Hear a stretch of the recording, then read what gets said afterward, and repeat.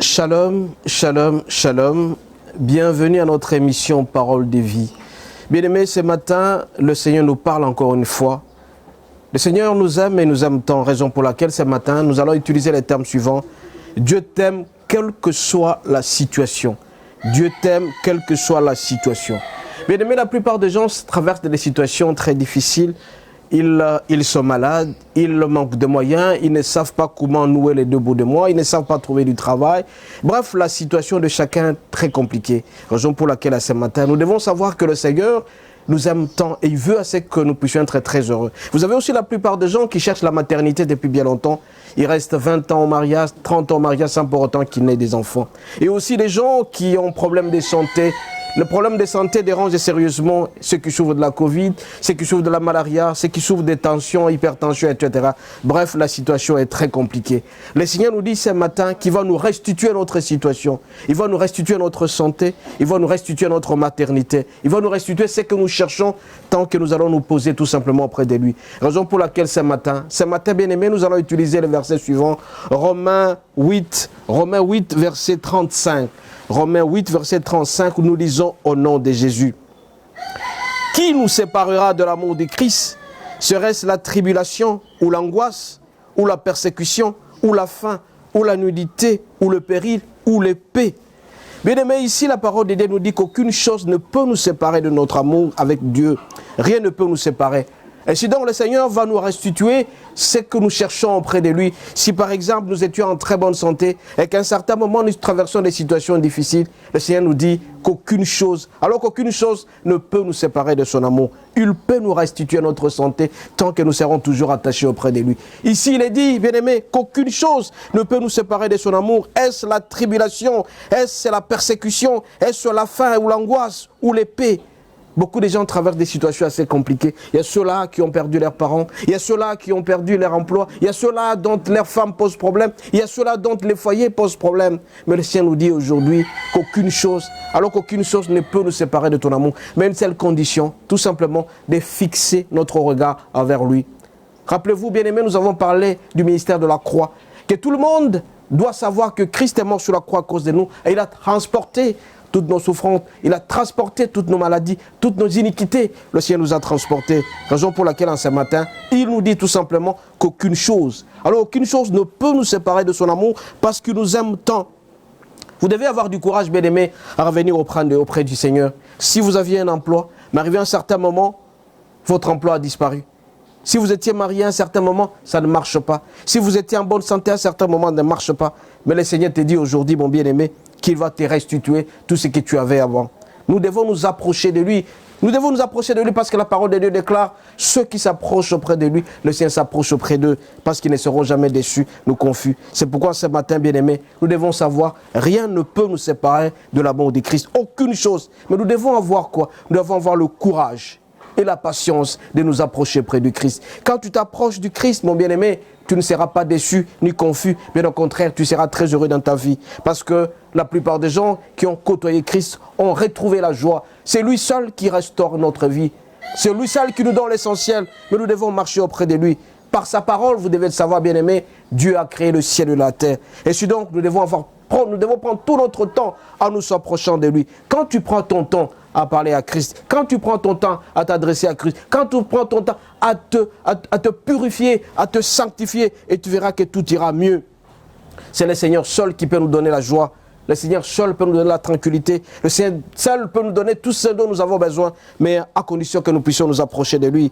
Regardez comment Christ, quand il a pris ses 12 apôtres, ses 12 disciples, tous étaient très contents parce qu'ils ont choisi Christ. Et si vous regardez de près l'église primitive qui était composée des anciens, cette église était très unie, cette église était toujours dans la joie après avoir obtenu le Saint-Esprit. C'est pourquoi, bien-aimés, ce matin donc, je vous en supplie, que le Seigneur est en train de nous aimer de plus en plus, et il dit, il nous aime tant, quelle que soit la situation. Je n'ai pas dit ta situation. Donc, toute la situation que peut traverser, le Seigneur est avec toi. Tu dois savoir quand tu marches, tu n'es pas seul. Tu dois savoir quand tu marches, il y a quelqu'un qui t'assiste. Tu dois savoir que quand tu vis cette respiration, cette grâce que le Seigneur t'a donnée, c'est parce qu'il t'aime. Raison pour laquelle nous devons arrêter de nous désolidariser de Christ. Nous devons nous approcher de lui. Nous devons revenir à lui à tout instant de notre vie et il va nous restituer. Cette restitution de la relation avec Dieu fait en sorte que nous puissions être très heureux dans notre vie. Bien-aimés, nous devons passer un temps avec Dieu. Quand tu passes ton temps avec Dieu, tu ne seras jamais déçu. Quand tu passes ton temps, chaque fois, tu as un régime spirituel. Regardez comment les autres prient. Ils prient le matin, midi et le soir. Et à la fin de la journée, il fait l'examen des consciences. Et il regarde ce que le Seigneur l'a réservé. Toi aussi, mon bien-aimé, en ce matin, as-tu le temps de passer avec Dieu pour qu'il te restitue tout ce que tu as perdu? Regardez, il y a des gens qui ont eu le moyen, ils ont eu l'argent, ils s'étaient mariés et ils ont commencé à faire la fête tout en oubliant Dieu. Ils font la fête et ils pensent que c'est l'argent qui peut diriger leur vie. Mais arrivé à un certain moment, tellement qu'ils étaient imbus d'eux-mêmes, l'iniquité est arrivée, le péché sont arrivés, ils ont pris du recul par rapport à Dieu et le calvaire a commencé. Mais quand le calvaire commence, il ne faut pas avoir honte de revenir au Seigneur. Tu dois savoir que ce que tu avais avant, tu peux toutefois récupérer. Et si jamais tu t'en supplies, tu supplies le Seigneur, tu t'humilies auprès du Seigneur, tu demandes encore une fois. Il est dit ici que la restitution de ce qui nous était avant peut toujours être faite. C'est pourquoi ce matin, le Seigneur nous dit qu'il va nous restituer notre argent parce qu'il nous aime tant, parce que son amour est grand. Le Seigneur nous dit qu'il va restituer notre santé, notre maternité. Je cite la maternité, pourquoi? Parce que nous avons certaines personnes, que ce soit les hommes, que ce soit les femmes, une fois mariés, ils passent 2 ans, 3 ans, 4 ans, 5 ans, 10 ans, 20 ans, sans pour autant qu'ils puissent obtenir les enfants. Mais le Seigneur sait qu'à tout le monde, il a mis les semences pour qu'il y ait des enfants. Et quand tu nous as créés, il veut que nous puissions nous multiplier. Tu as aussi cette possibilité, mais à condition que tu puisses t'approcher, de passer un temps avec Dieu. Est-ce que as-tu le temps de passer ton temps avec Dieu? Si tu passes ton temps avec Dieu, tu ne seras jamais déçu. Bien au contraire, ce que tu cherches, tu en auras. Regardez un peu Pierre, qui était un grand pécheur. Mais quand tu sais, il est venu auprès du Christ, il a posé la question de savoir, mais j'ai tout laissé, qu'est-ce que j'obtiendrai? Mais le Seigneur lui a dit, sois sûr et certain que ce que tu auras ici est plus que tu es, ce que tu avais dans le monde. Nous aussi, bien-aimés, puisqu'il nous aime, le Seigneur nous aime, et il nous aime tant, il veut à ce que nous approcher de plus en plus de lui. Bien-aimés, nous devons éviter de nous culpabiliser. Il y a des gens qui ont commis certains péchés, et quand ils deviennent malades, ils pensent que c'est cette culpabilité qui doit continuer. Mais à travers la parole de Dieu, nous devons savoir que le Seigneur nous aime, et il nous aime tant, il nous pardonne. Donc nous devons avoir ce courage de demander pardon. Quand tu demandes pardon au Seigneur, il n'a jamais été difficile pour lui de pouvoir nous pardonner. Il nous pardonne toujours. C'est pourquoi nous devons veiller à notre comportement, notre manière de nous comporter devant Dieu. Est-ce que cette manière est bonne? Mais une fois que nous nous sentons coupables, est-ce que nous avons le temps de revenir auprès du Seigneur? Le Seigneur nous demande à ces moments qu'aucune chose, aucune angoisse, aucune inquiétude ne peut nous séparer de l'amour de Christ. Il est fidèle et juste pour nous pardonner. Il va nous pardonner parce que nous revenons auprès de lui.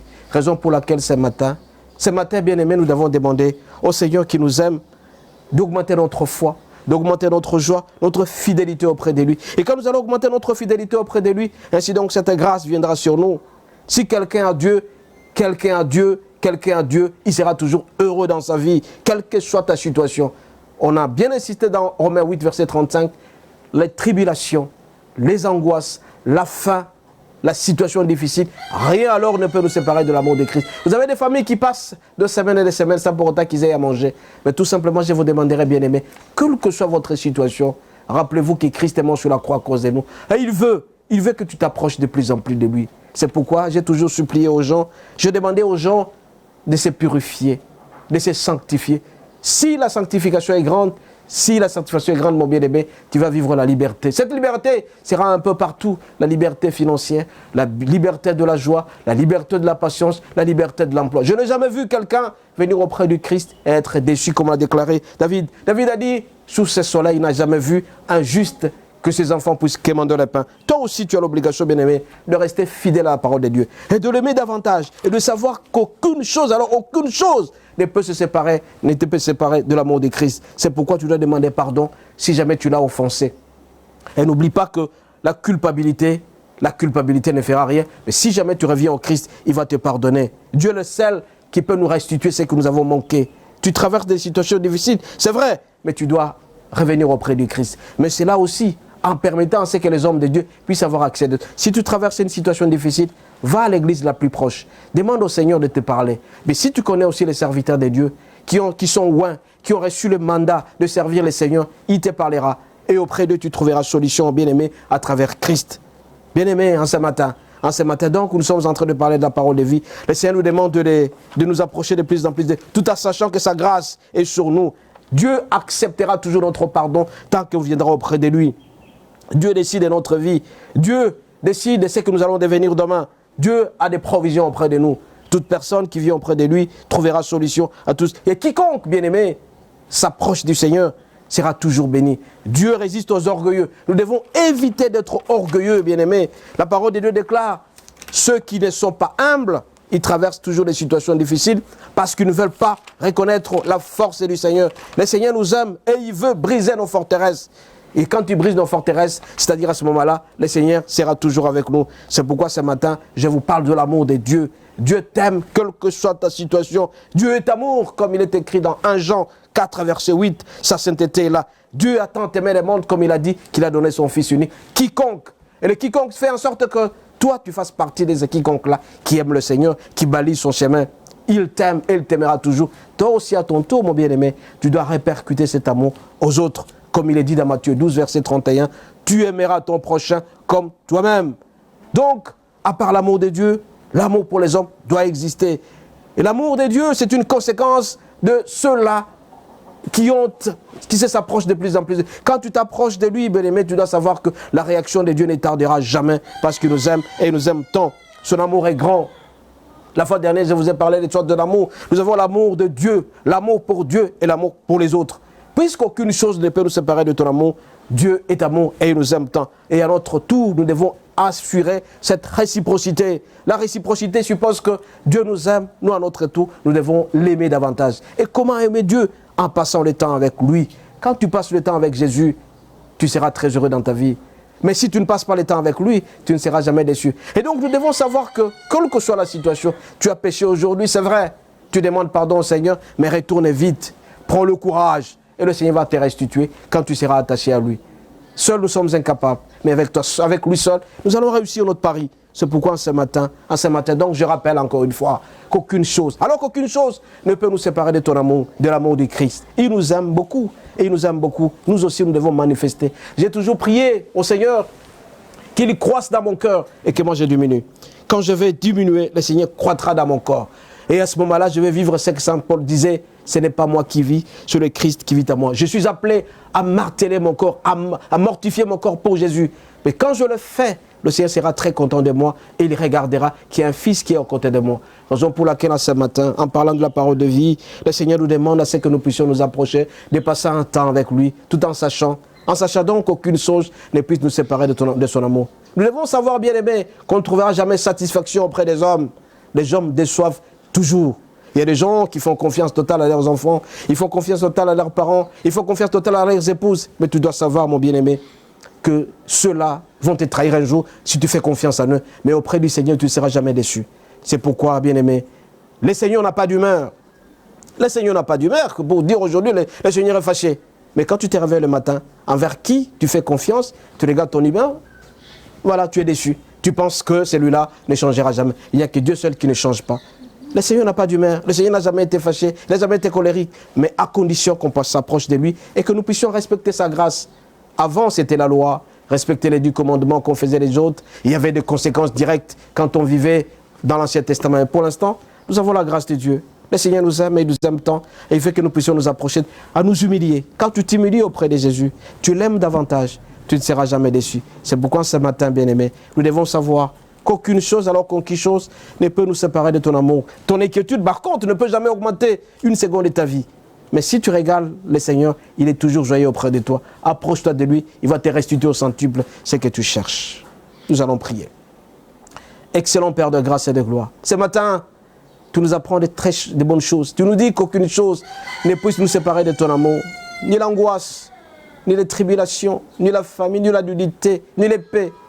Nous venons auprès de toi solliciter ta grandeur et le Saint-Esprit. Qu'il entre en nous, qu'il nous transforme davantage et qu'il puisse nous approcher de plus. Que nous puissions passer un temps, sollicitons un régime spirituel auprès de toi. Que nous puissions respecter le matin, à midi et le soir. Que nous puissions avoir un temps de passer avec toi. La lecture de la Bible pourra nous édifier davantage.